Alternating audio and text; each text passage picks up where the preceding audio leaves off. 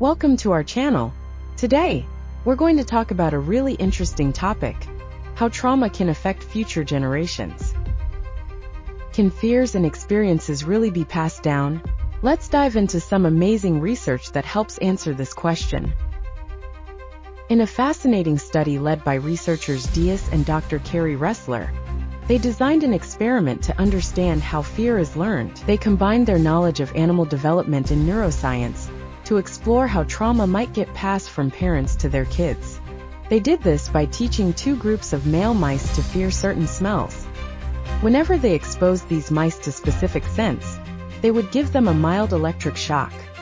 One group of mice learned to associate the smell of cherry blossoms, mixed with a hint of almond, with pain. The other group learned to fear the smell of alcohol. After 3 days of this training, mice started associating the smell of cherry blossom with pain. Later on, they had babies.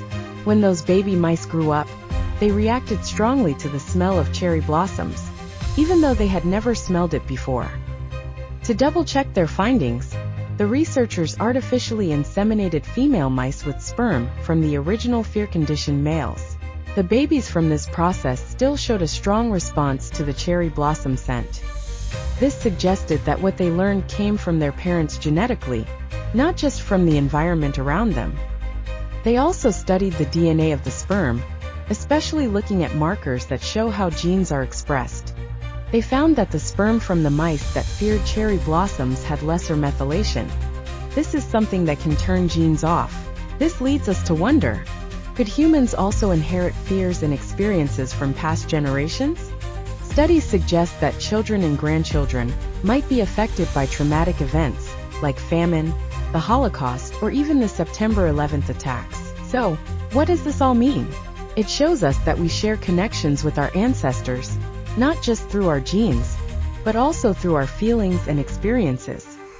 The idea that fears and trauma can be inherited is really powerful and speaks to our shared humanity. Do you think our own fears and experiences shape the next generation? Let's chat in the comments below.